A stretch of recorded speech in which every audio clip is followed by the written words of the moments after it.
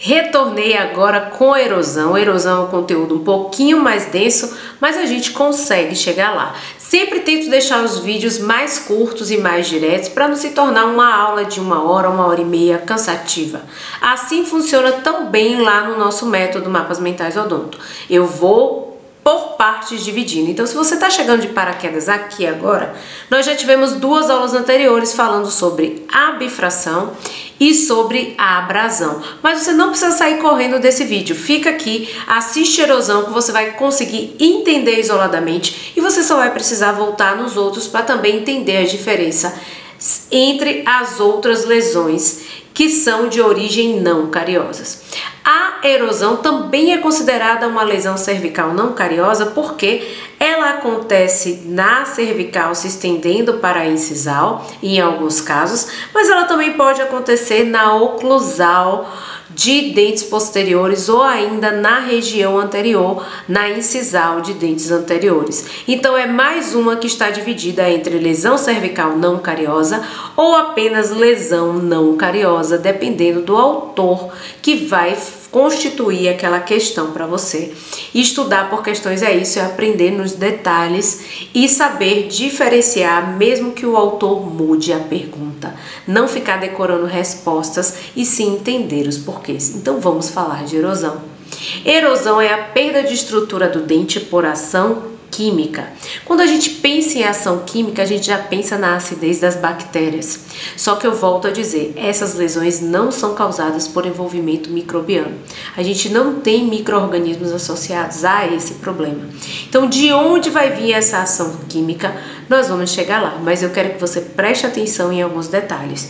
Geralmente acomete a região cervical, mas pode acontecer na oclusal de dentes posteriores e se a gente notar até o bordo incisal às vezes acaba sendo atingido, mas é muito mais comum acontecer na região palatina desses dentes e nós vamos entender o porquê. Pode acontecer na região vestibular? Pode, mas normalmente está ali se estendendo de cervical para incisal, seja vestibular ou seja palatina.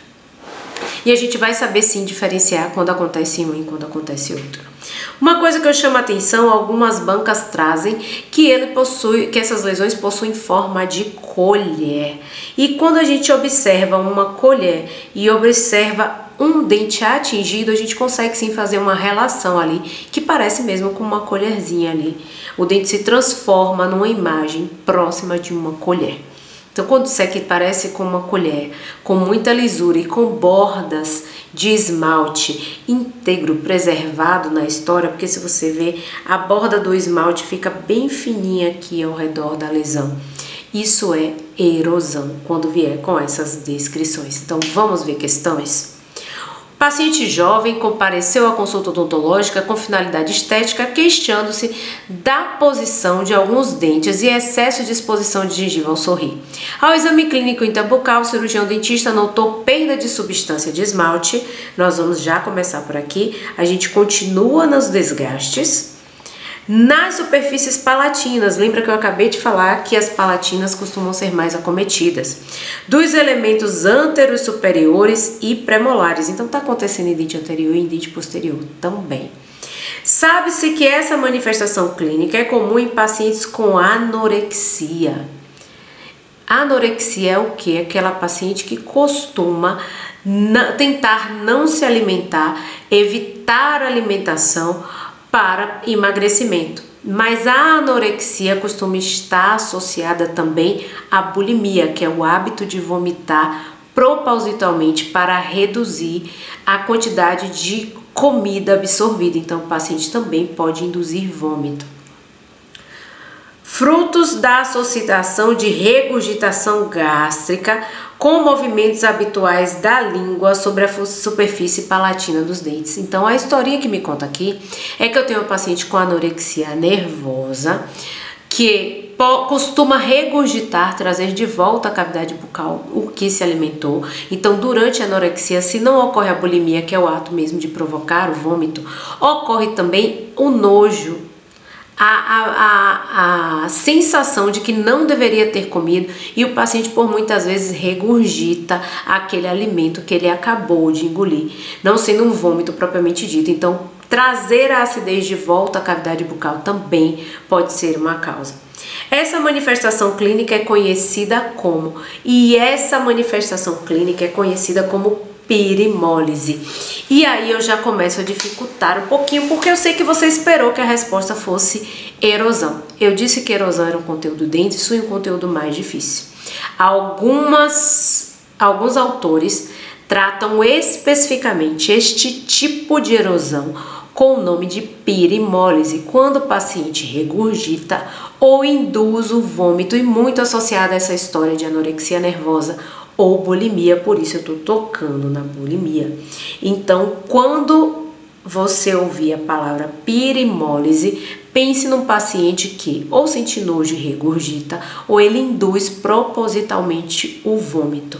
E essa pirimólise é chamada quando eu olho os incisivos na região anteroposterior, dos incisivos e caninos, nos premolares. Então, na palatina desses dentes de região anterior e na posterior desses dentes, na palatina, eu tenho desgaste. Um desgaste de certa forma mais uniforme, mais característico pela regurgitação contínua. Se você gosta de estudar por questões, o simulado vai ser maravilhoso para você, porque ele é gratuito, acontece todo mês. São 20 questões de odontologia para você exercitar e você poder realizar comparação com outros colegas que também vão realizar o simulado de maneira anônima. Eu vou seguir em frente porque a gente já está na terceira aula e provavelmente você já ouviu tudo que precisa ouvir sobre o simulado. Se não, você vai ouvir nas outras aulas que você vai voltar lá para assistir. E sabendo que eu já sei que eu tô te ajudando com esse conteúdo, não esquece de deixar o like e de se inscrever no canal para que eu possa trazer novas questões, novas atualizações e mais posts por aqui. Então vamos para mais uma questão. Eu falei que erosão era mais difícil, mais complicada e que a gente ia resolver a questão. Paciente de 50 anos procura atendimento odontológico com queixa de sensibilidade nos dentes, e todas essas alterações podem promover sensibilidade, tá? Mas como elas tendem a ser progressivas e lentas, elas têm menos sensibilidade, mas pode ocorrer. Sensibilidade pode estar presente sempre nas 3 alterações que já passaram por aqui. O paciente relata ser enólogo. Quem é o enólogo? É a pessoa que degusta vinho há 20 anos, chegando a provar 50 vinhos por dia. Ou seja, ele passa o dia experimentando vinho, e o vinho é uma bebida que tem acidez conhecida. Ao exame intraoral, as faces convexas dos dentes apresentam-se lisas, olha a mesma conversa, com perda de brilho, achatadas, com concavidades de limites arredondados, maior largura que profundidade, estando as lesões localizadas para coronal da união amelocementária ou cemento-esmalte, observando-se remanescências de esmalte, lembra da bordinha de esmalte que eu falei que fica intacta? Da margem gengival. Nas faces oclusais, observa-se arredondamento das cúspides com perda de morfologia e aparecimento de concavidades, e a gente vai observar essa imagem bem bonitinha aqui na sequência. Nas restaurações dentárias, isso é importante, abra seu ouvido agora para isso, porque você vai cair numa pegadinha se você não entender isso agora. Nas restaurações dentárias, essas estão proeminentes, com perda de tecido dentário ao redor, não há presença de cárie dentária, não tem cárie, e as restaurações estão proeminentes. Por quê? Porque tem acidez, está danificando a restauração com a acidez do vinho, mas não tem cárie para justificar esse dano na restauração. Pegou isso aí? Considerando o quadro clínico do paciente com relação às lesões não cariosas citadas, assinale a hipótese diagnóstica. E agora dificultou de novo. Gente, cadê erosão? Professor, você não está falando de erosão? Não tem erosão para eu marcar. A erosão tem outro nome. Ela pode ser chamada de biocorrosão. Então eu posso tirar a trição, eu posso tirar a abrasão, eu posso tirar a bifração, tá? A atrição a gente vai ver daqui a pouquinho no nosso próximo vídeo, mas já dá para eliminar porque a gente já entendeu que a gente está falando de erosão e eu acabei de dizer que erosão tem um sinônimo que chama biocorrosão. Agora o que precisa ser definido é se essa biocorrosão dentária ela é exógena ou se ela é endógena. E aí, como é que eu sei se ela é exógena ou é endógena? Exógena é causada por coisas externas. Ó, a palavra exógena é externo. Se é externo e ele bebe o vinho todo dia, eu vou considerar que meu gabarito é letra D, biocorrosão dentária exógena. Ela vem externamente de hábitos. Cuidado para não causar confusão com a abrasão que a gente acabou de ver. A abrasão tem a ver com materiais e não com substâncias. Então, materiais que são cremes dentais, escovas, substâncias duras, né? Coisas mais duras e consistentes e não substâncias líquidas e ácidas, como o caso da erosão. Então, na erosão, nós temos vários sinônimos e eu vou trazer todos eles para você respirar a paz de Jesus agora. Perimólise, a gente já entendeu que eu tô falando quando tem regurgitação, quando tem vômito, quando o paciente tem anorexia, bulimia, normalmente os textos vão vir associados a isso. É um termo médico que está também difundido na odontologia, porque é a característica presente naqueles pacientes que costumam regurgitar ou vomitar literalmente o alimento. E olha as características do dente, o esmalte às vezes perdendo brilho na sua borda. No início tende a ser opaco e a repetição e o passar da língua pode tornar brilhoso no final da etapa, tá? Pacientes que já fazem isso há muito tempo. Pacientes no início pode ter um esmalte mais opaco e essa diferença de detalhes é que te faz matar questões e não errar mais. Olha a bordinha de esmalte lá bem definida, perto da margem gengival, tá vendo? Nós temos aquele formato de colher que nós citamos lá no início. E olha o que acontece com os dentes posteriores, os arredondamentos. E parece mesmo também que foi cavucado por uma colherzinha, né? Mas a ação é do ácido contínuo ali passando. Quais são os outros sinônimos? Pode aparecer também como resposta erosão ácida e não só erosão, tá? E aí pode ser erosão ácida extrínseca ou exógena, fora da cavidade, ou pode ser intrínseca, vindo de dentro para fora. E eu vou separar isso bonitinho já já para você. Biocorrosão também pode ser considerada extrínseca ou exógena, ou ainda intrínseca, vindo de dentro. Então, como é que eu separo? A erosão pode estar acontecendo por fatores externos e isso aí normalmente está associado ao consumo de alimentos, bebidas ácidas. Tem uma questão bem classiquinha que é de um nadador que tem perda de estrutura na região anterior do incisivo, porque enquanto ele nada e ele respira, ele tem o contato com o ácido dos produtos da piscina e acaba causando erosão. Tem questões, quando vier uma história assim, onde que o paciente trabalha em ambiente ácido, que é nadador, que é enólogo, que tiver associação com o trabalho da pessoa, também pode ser por inalação ou absorção para aquele respirador bucal de gases do ambiente, gases ácidos, tá? Então não é só bebida, eu quero te lembrar isso aqui. Então, fatores externos como consumo excessivo de bebidas, ácidos que estão dispersos no ambiente de trabalho, que podem ser aspirados principalmente por cavidade bucal, pacientes nadadores, enólogos, degustadores, pessoas que têm hábito de beber aquele shotzinho de limão de manhã, vão sofrer de erosão ácida. E essa erosão vai vir de fator externo, logo ela é a extrínseca ou exógena. Se vier de fatores internos, vai vir dos ácidos do suco gástrico.